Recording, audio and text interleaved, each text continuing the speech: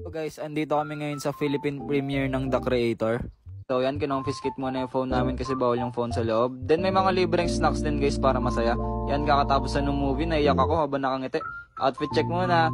Tsaka guys, meron pala akong honest review after netong voiceover na to. So wag kayo alis, dyan lang kayo ha.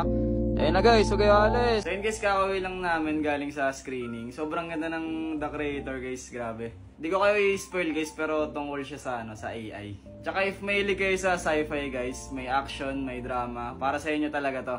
Ito yung film na mapapaisip ka talaga, talagang mapapa-mind blown ka. Sa mga sci-fi movies na napanood ko, ito yung pinaka-paborito ko. Solid talaga.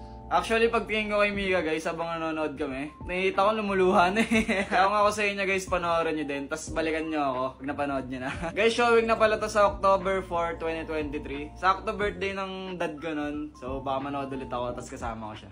Pero meron siyang special preview sa October 3, 2023, bago siya ilabas sa IMAX tsaka sa cinema.